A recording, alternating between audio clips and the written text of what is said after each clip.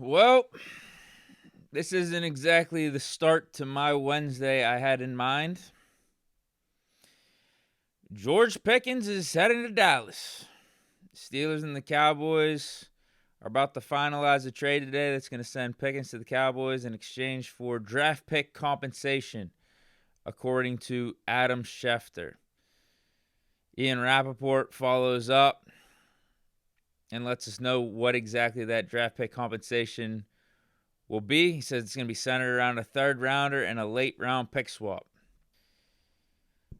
I am not happy, man. This is bad.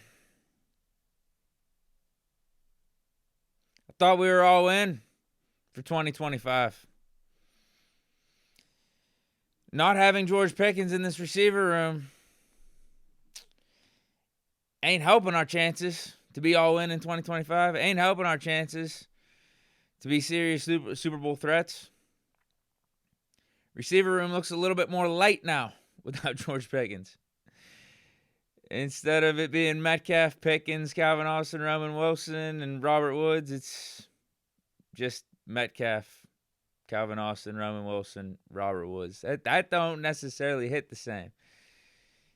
Damn, man. But we know Pickens' history here. Like the whole caveat with this is if the Steelers felt this was too far gone, that Pickens was always going to be a distraction, he was always going to be a locker room cancer, that we would never be really able to move forward as a team, a total unit, then it's time. Yeah, it's time. I thought this was going to be the year, though, according to guys like Chad Ochocinco. There were a ton of positive reports about Pickens this year that he was going to be turning over a new leaf, that he finally got the message. He knew this was the time to start buttoning up. I guess not. Like, who knows what really happened behind the scenes here? Because, one, if what I just said is accurate and the Steelers just felt like this is over, like Pickens is never going to fully embrace being what it means to be a Pittsburgh Steelers receiver, a leader on this team. We're never going to give him this second contract. It's just too far gone. If that's the case, or if Pickens requested a trade and said he's unhappy here, he said, get me out of here, then you had to make this move. Those are the caveats. That's what I will say. I'm not happy about this trade because I wanted to see what a Pickens and Metcalf offense looked like with hopefully an Aaron Rodgers. But if you felt like Pickens was always going to be undermining the team and being team first and all that stuff, you got to make the move. You got to make the move. Because I said I honestly, my feelings about this trade are very similar to when we traded Claypool in Kenny's rookie season. Right off the jump, when I saw that we made the move right before the trade deadline, I was like, what the hell are we doing? You just installed Kenny Pickett as your quarterback midway through the season. It kind of makes sense to try to give the rookie as many weapons as possible to work with. And Claypool, up to that point, you know, he had some antics, but first 2 years was a productive receiver. It was quality. You could see the talent. And he was actually low-key having a halfway decent year in 2022 before he got traded to the Bears and his career officially spiraled downward.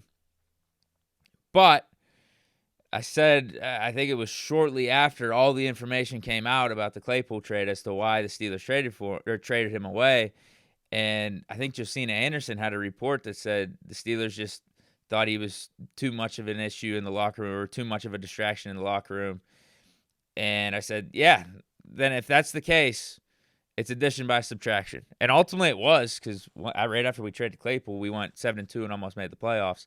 Even though our offense wasn't as pass happy, we found an identity. We got things rolling, man. Yeah, we got things rolling for the second half of that year. Felt like we didn't have any distractions on that team. We were singularly focused and just locked in on winning games. So, yeah, that's what I got to say about this so far, at least instant reaction here. Third round pick seems light, for a guy of George Pickens' talent and caliber, plus the late round pick swap, it seems very light. I thought we needed a second round pick bare minimum. Damn.